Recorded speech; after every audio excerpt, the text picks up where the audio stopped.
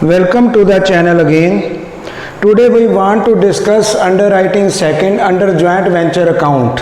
We have already discussed about 100% underwriting in the joint venture, but sometimes in the examination it may be given that underwriting extent is only up to 80% or that may be up to only 60%. Today we want to discuss when it is not 100% then what shall be our case. तब हमारी liability क्या होगी, हमारा commission क्या होगा और underwriter को कितना पार्टिसिपेशन करना पड़ेगा in the purchase of share. जैसा कि हमने कहा है अंडरराइटिंग एक एग्रीमेंट है जब अंडरराइटर को जो पब्लिक ने सब्सक्राइब किया उनका शॉर्टफॉल खुद परचेज करना पड़ता है। Whenever there is any shortfall in public subscription about the share capital of company then underwriters have to buy themselves. Underwriter को खुद ही बाय करने पड़ते हैं शेयर और उनके बदले they have to receive commission, they have to charge commission in consideration of that. So we have drafted now the second illustration about the underwriting and it is only partial underwriting. First we have done 100% full underwriting. Now my case is only 80% of the underwriting and our underwriters have to charge commission accordingly. हमारे underwriter को उसी accordingly they have to charge the commission. Now we are taking the some illustration. A and B entered into joint venture with Reliance Limited as its underwriter.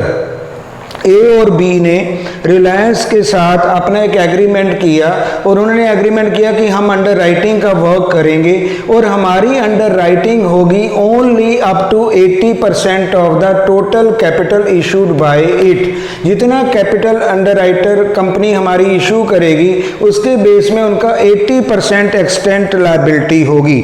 Now its extent is only 80% of capital. Last illustration में हमने 100% कहा था, अब यहाँ पे हमारा extent है only 80%। Some time it becomes important in the examination that examiner wants to ask only this 80% not 100%। He may be asking partial underwriting, वो कई बार पार्शियल के बारे में कहता है तो हमें उसे कैसे सॉल्व करना पड़ेगा।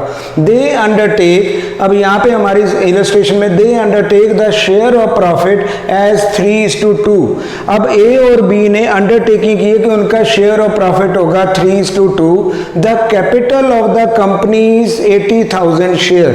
अब रिलायंस लिमिटेड जिसका हमने एग्जांपल लिया है उनकी कैपिटल है 80,000 शेयर जिसके बारे में वो अंडरराइटिंग करवाना चाहते हैं और उनका प्राइस होगा eight the rate of 10। It means total capital in rupees becomes 8 lakh rupees and public subscribed 60,000 shares और पब्लिक ने सब्सक्राइब किए हैं ओनली 60,000 शेयर। जब भी इस प्रकार की हमारी इलस्ट्रेशन आएगी तो हमें करना है ओनली 80% एक्सटेंट होगा तो इसका हमें बनाना पड़ेगा वर्किंग नोट। सबसे पहले हम लेते हैं calculation of liability of underwriter. हमारा ये सम जब स्टार्ट होगा तो उसके लिए सबसे पहले हमें उनकी लायबिलिटी को चेक करना पड़ेगा और लायबिलिटी देखने के लिए हमें करना पड़ेगा total capital that is issued by company that is 80,000 share. We have to calculate 80% of that. 80% of 80,000 share becomes 64,000 share. Now we have to calculate 80% by the public subscription. Public ने जितने share subscribe किए उनका 80% हमें वो भी calculate करना पड़ेगा। तो हमने लेस कर लिया पब्लिक सब्सक्राइब 80% ऑफ 60,000 क्योंकि पब्लिक ने 60,000 शेयर सब्सक्राइब किए। अब उनका 80% हमने यहाँ भी कैलकुलेट किया दैट विल बी डिडक्टेड। हमने 64,000 कैलकुलेट किया टोटल कैपिटल का 80%, देन डिडक्ट किया 60,000 का 80%, that become 64,000 deducted 48,000, then our answer becomes liability becomes 16,000 share. अब अंडर राइटर की जो लायबिलिटी है दोनों के डिफरेंस में आती है 16,000 शेयर। इसका मतलब ए और बी को अंडरटेक करने पड़ेंगे 16,000 share at the rate of 10 and its liability shall become 1,60,000 rupees and it is understood कि whenever there is a no person is undertaking the payment of the purchases it means that must be done from the joint bank. हमने इसको joint bank से ही पे करना है, तो यहाँ पे हमारी एंट्री बनती है joint venture account debited to joint bank 16,000 shares at the rate of 10 it becomes liability of underwriter it is 1,60,000 rupees. तो ये हमने कर दिया।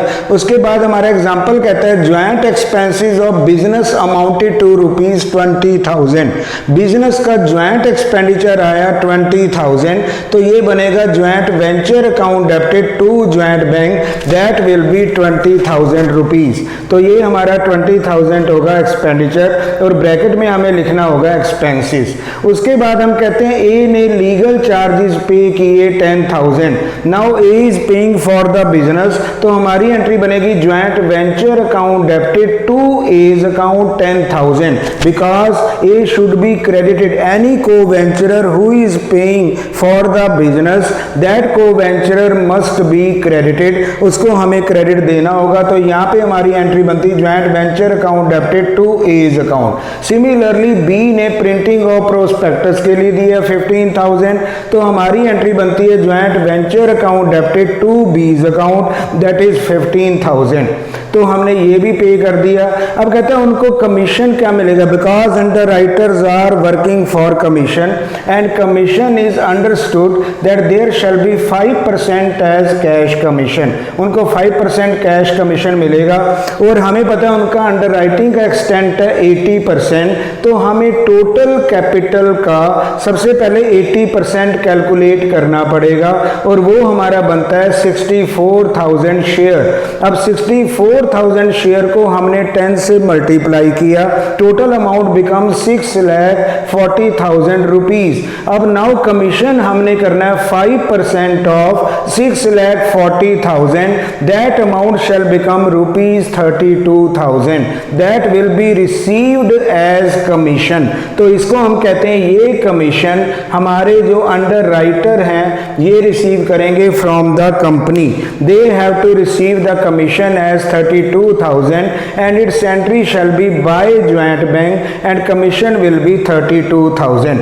अगर यहाँ पे 100% हमारी अंडर राइटिंग होती तो उनका जो राइट होता है अंडर राइटर का 100% टोटल कैपिटल पे यानी 80,000 की कैपिटल पे उनको कमीशन का पूरा राइट होता। लेकिन यहाँ पे हमारा जो एग्जांपल है इलस्ट्रेशन है दैट इज गिविंग 80% एक्सटेंट। ये हमने एग्जांपल 80% का लिया है तो हमें टोटल कैपिटल का भी 80% कैलकुलेट करना होगा और उसमें हमारा 5% कमीशन होगा। दैट अमाउंट शैल बिकम 32,000, ये हमारा अमाउंट बनेगा। अब कहते हैं जो भी शेयर थे, अब जो उन्होंने शेयर को बाय किया, हमारी एग्जांपल में उन्होंने 16,000 शेयर को बाय किया, these are sold by A and B at the rate of 12 per share. It means their sale price have been kept by them. इसका मतलब हमने ये ज्यूम किया जो भी सेल प्राइस होगा ये ए और बी ने अपने पास रखा होगा। It is assumed. जब भी हम कहते हैं इक्वली एज सेल, जब उन्होंने कीप किया ए और बी ने मार्केट में बेचा, हमारी यहाँ पे ये अजम्पशन बनती कि ज्वाइंट बैंक से नहीं मिला, डायरेक्ट हमें ज्वाइंट बैंक से नहीं मिला, ये इन्होंने अपने पास सेल मनी को कीप किया रखा। तो यहाँ पे हम करते हैं बाय एज अकाउंट। टोटल पहले सबसे पहले सेल प्राइस आता है 16,000 शेयर। जो भी हमने शेयर बाय किए होते हैं that have to be sold, वही हमने शेयर को सेल करना होता है, यही हमारे अंडर राइटर का काम होता है। और उनमें जो डिफरेंस बनता है that will be their profit, वही उनका प्रॉफिट होता है। अब हमने किया 16,000 share at the rate of 12, तो इसका टोटल अमाउंट बनता है 1,92,000 and it sale money has been kept done by the A and B in the market and that is shared equally. आधा आधा उन्होंने काम किया। हमने यहाँ पे करना है by A's account sale account. 1,92,000 का हाफ होगा that will be 96,000। Similarly by B's account 96,000। So only three amount shall be credited in our joint venture account. एक हमारा कमीशन होगा, एक उनका सेल प्राइस होगा, that will be credited and now total credit becomes 2,24,000 including commission. Now our debit gives 2,05,000. It means total profit becomes 19,000. ये हमारा profit आ रहा है 19,000 which have to be shared in the ratio of 3:2. अब ए का share होगा 3/5 into 19,000, that amount becomes 11,400. Similarly B's amount shall become 2 divided by 5 into 19,000, that becomes 7,600. Similarly we can calculate the share and their profit shall be 11,400 and 7,600 respectively. तो in this way हमने यहाँ पे किया 80% extent की calculation. अब इसी का effect हमारे को वेंचरर अकाउंट में भी जाएगा। अब हमें बनाना है ए और बी अकाउंट, ए बी, जहाँ पे हमें ए और बी डेबिट में दिखाई दे रहे हैं ज्वाइंट वेंचर में, इनकी पोस्टिंग हो जाएगी क्रेडिट में। और यहाँ पे हम मेंशन करेंगे by joint venture account 10,000 A's account and B के अकाउंट में हमने लिखना है 15,000 credit, it is their posting. Similarly उनका शेयर ऑफ प्रॉफिट भी क्रेडिट होगा, तो यहाँ पे हमें करना है by joint venture account 11,400 and 7,600. Now its total become this much. Now their sale price A account is here credited and here it shall be debited in the name of joint venture account. यहाँ पे इसको हम debit करेंगे 96,000 से और 96,000 से। It means we have to receive amount, business ने उनसे अमाउंट रिसीव करना होगा और ये अमाउंट क्या होगा, टोटल आपका डेबिट बनता है 96,000 माइनस हम करेंगे 21,400 and remaining amount shall become 74,600, that amount shall be received. Similarly B's amount shall be received by joint bank. In this way we are receiving money from the A co venturer as well as B co venturer as their money kept by them is more, क्योंकि हमारे example में उन्होंने money को अपने पास ज़्यादा रखा इसलिए उनके क्रेडिट कम थे, उन्होंने पे कम किया, तो इसका मतलब हमने उनसे मनी और भी लेनी है, बिजनेस ने लेनी है, that will be by joint bank. This money shall be received from them A and B respectively. Now we are preparing third joint bank account. Joint bank में डेबिट में अगर देखा जाए कितनी हमारी रिसीट्स हैं, A is giving 74,600 and B is giving 73,400. Total amount shall be debited to joint bank. It is received by the business in the joint bank. Similarly, commission is also coming in the business 32,000, that will be added and total debit side becomes 1,80,000. Similarly, हमने कुछ purchase भी किए। सबसे पहले हमने share को purchase किया joint bank से, ये क्रेडिट साइड में शो होगा, ज्वाइंट बैंक के क्रेडिट में पेमेंट होगी, तो ये बनता है 16,000 eight the rate of 10, that will become 1,60,000. Similarly, expenditure shall become 20,000. Total amount shall be matching. तो ज्वाइंट बैंक का अमाउंट हमारा मैच करना चाहिए, जितना हमारा डेबिट होगा यहाँ पे 1,80,000 है। Similarly, there shall be equal credit of 1,80,000. It proves that our business have been totally settled. अगर हमारा मैच अकाउंट हो रहा है ज्वाइंट बैंक, ये हमें शो करता है there is a settlement of business and there is are no dues left which are payable to A और B. ना हमने A से लेना है nothing more और ना ही हमने B को देना है। It means total account has been settled. In this way we are doing partial underwriting and it will be helping. If there is a 80% commission shall be paid, only basis of 80% will be, according to that our liability shall be decided. तो liability underwriter की हमारी 80% के base में ही settle होगी। In this way we have taken this illustration. Thank you.